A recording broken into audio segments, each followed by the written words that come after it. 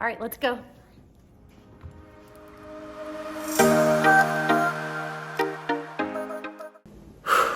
Okay, I'm gonna brace myself, and you should too. Yeah, today's going to be a little rough. We are going to have a conversation about tough talks, those conversations that catch us off guard. I'm Marnie. And I'm Megan. And we're just trying to make it make sense. Okay, so you gotta love it when you hear, or not. Hey Mom, I have a question. Oof, stops me in my tracks every time. Yeah. So what's one for you? It's been a while since this one, but I think the first one that was like, we weren't prepared to talk about was about divorce. It was actually a friend of hers. This is when she was still in elementary school, and the little girl came to school visibly upset, and they were talking, and she had told Delilah, my parents are getting divorced. So that's kind of, I think Delilah wanted clarification on what actually that meant. Mm-hmm. And it kind of spiraled. The little girl talked about, yeah, my parents fight all the time. Well, that definitely raises an eye for my kids because we fight in front of our kids. We argue, I should say, in front of our kids. Yeah, we do too. And we have had some kind of ugly fights in front of our children. And when that happens, they'll ask like, oh, are y'all getting divorced? You know, they're fearful of that. I think it's totally fine for children to see us parents as humans and that we're not perfect. But I also think that they should probably also learn that it's healthy to make up. Oh, absolutely. And to apologize or to mend whatever hurtful thing you might have said. Our voices escalate. I'm just a loud person in general. Mm-hmm. Let's face it. My kids they're 14 now. They've definitely gotten used to that. But right at that little chunk of time when divorce was coming up and that was on the forefront of their brains or whatever. Yeah. You know, these things come up. This is life for a lot of people. This is one of the tough talks. And it's tough because there's, two sides. And it can be hurtful, but it can be a positive. It has so many emotions wrapped into it. But it is emotional. That's I think that was probably one of my very first ones, elementary school, that I can think of that was like, the record scratched. How about you? Oh gosh. Landon, a couple of years ago, we were driving home from a dance convention. It's always our daughters. Oh, well, I like that they aren't scared to ask us things. For sure. I love that relationship. That Landon's like, hey Mom. But this one, we were driving home from a dance convention. I'm driving, Landon's in the back seat, and she's like, Mom, what's a period? Okay, well, I'm like, oh, you mean the thing that ends a sentence? She's obviously, that's not what we're talking about. And I returned with a question, like, why are you asking, oh, because so-and-so was talking about it, and she is surrounded with girls that are older that dance with her that were going through that. Yeah. But as a second grader.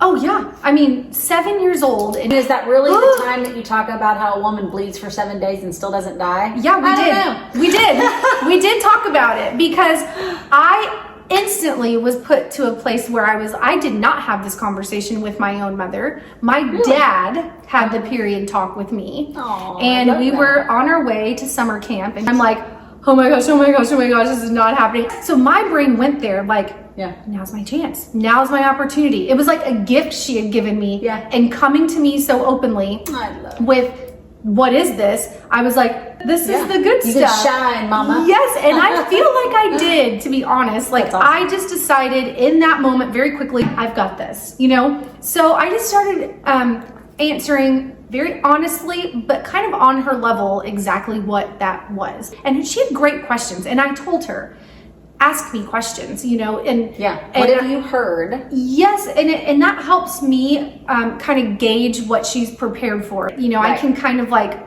correct the conversation if there's been misinformation. It gives me an opportunity. And there's always misinformation. Absolutely. We ended it with, if you think of something else, ask me.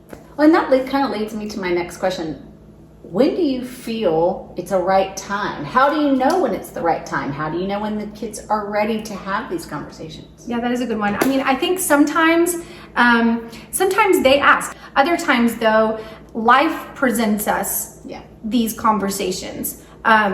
For example, my sister is gay, and I don't think she What? I don't think that would bother her that I share that. She's been gay forever, and and so my kids have known my sister since they were babies, so they have Always grown known. up around Lolo, and they know that she is gay, but they'll hear things that maybe would portray my sister's her lifestyle in a negative way, and that concerns them, so they're like, they'll ask questions like, why is it bad that someone's gay? Or just like these just very honest and simple questions, because they've heard from a friend or someone has an opinion. Or so in the case of my sister, my kids just wanted to know. Like, it led to a very loving conversation about loving others. And so that was just life put it in front of us, and we adore Lolo. So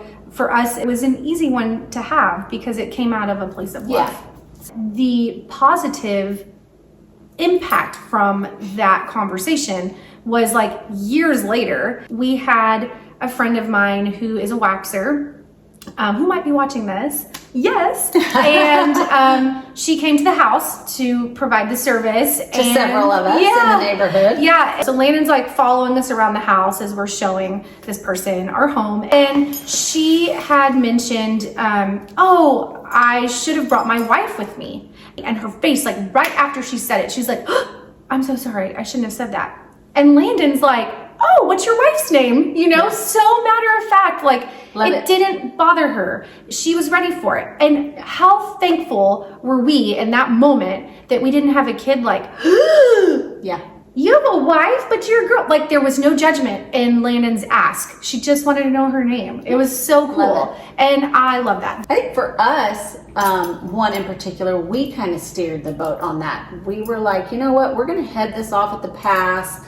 We don't want them to ever remember a time where they didn't know the truth. And what I'm referring to is, and again, all 5 of you that are probably watching know that my husband and I struggled with fertility.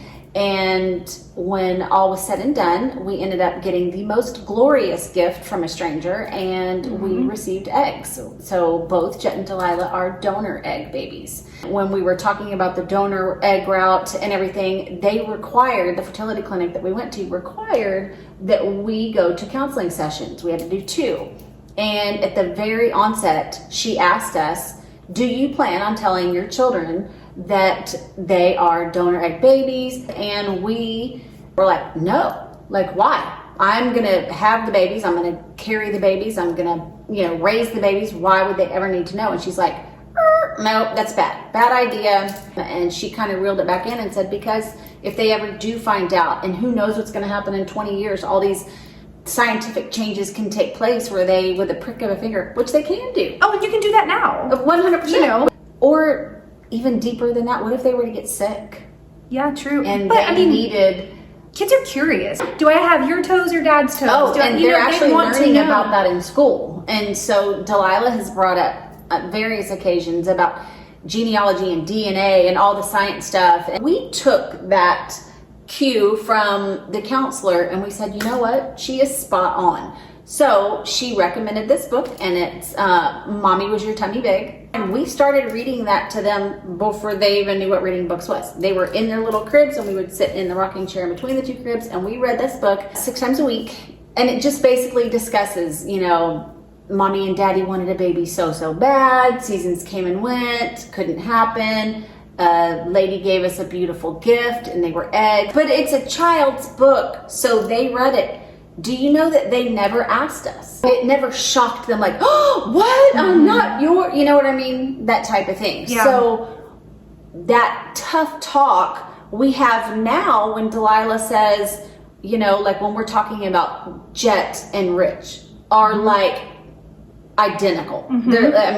Jet is Rich's mini-me. Yeah. And, Delilah doesn't really have that. And so on occasion I'll see her be like, man, I wish I knew. Mm-hmm. So we do have those conversations, where I say, well, if I remember correctly from the picture, she was stunning. And so we tell her that to try to reinforce just that it doesn't matter what she looks like, she's still mine. Yeah. I mean, so I love that because they're prepared for it. So For sure. you were, ready for the conversation, and that conversation is evolving still today. Oh, for sure. So it's a constant dialogue because that is life, and that is us as parents with our children.